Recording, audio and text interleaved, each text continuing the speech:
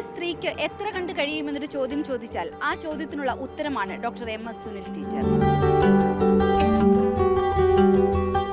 ഭവനരഹിതർക്ക് വീട് എന്ന പദ്ധതിയിലൂടെ 300-ലധികം വീടുകൾ നിർമ്മിച്ചു നൽകിയ, ഇന്നും ഈ ഉദ്യമം തുടർന്നുകൊണ്ടിരിക്കുന്ന റിട്ടയർഡ് കോളേജ് അധ്യാപിക ഡോക്ടർ MS സുനിൽ ടീച്ചർ. മൂത്തത് ആൺകുഞ്ഞായിരിക്കുമെന്ന കണക്കുകൂട്ടലിൽ അച്ഛൻ കരുതിവെച്ച പേരായിരുന്നു സുനിൽ.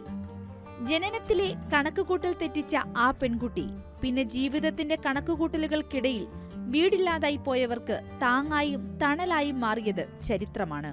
ഞാൻ പഠിപ്പിച്ച എൻ്റെ വിദ്യാർത്ഥിനിക്ക് വീട് വെച്ച് കൊടുക്കാൻ പോയ സമയത്ത് കണ്ട ഒരു പെൺകുട്ടി അച്ഛനും അമ്മയൊക്കെ ഉപേക്ഷിച്ചത് നിലയിൽ കണ്ട് ആ ഒരു പ്രായമായ ഒരു മുത്തശ്ശിയോടൊപ്പം പുറമ്പോക്ക് സ്ഥലത്ത് ഷെഡ് കെട്ടി ഒരു മറയുമില്ലാതെ അപ്പോൾ അങ്ങനെയൊക്കെയുള്ള ഒത്തിരിയും കാഴ്ചകൾ ദിവസവും കണ്ടപ്പോൾ വിചാരിച്ച് ഇവർക്ക് വേണ്ടിയൊക്കെ എന്തെങ്കിലുമൊക്കെ ജീവിതത്തിൽ ചെയ്യണം എന്നുള്ളൊരു ആഗ്രഹം.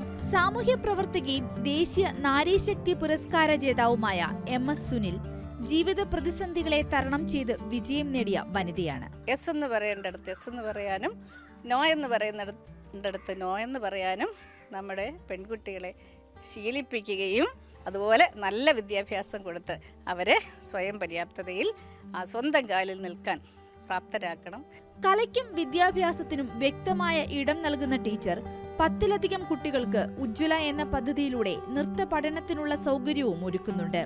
വീടൊരു സ്വപ്നം മാത്രമായി കഴിയുന്ന കുടുംബങ്ങൾക്ക് ആരുടെയെങ്കിലും നന്മയുടെ അടിത്തറയിൽ ഒരു വീടുയർന്നാൽ പിന്നെ അവർക്ക് കൂടുതൽ സ്വപ്നങ്ങൾ കാണാനൊരു ഇടമായി. ആ ഇടം കണ്ടെത്തുക എന്നുള്ളതാണ് സുനിൽ ടീച്ചറിന്റെ ജീവിത ലക്ഷ്യം.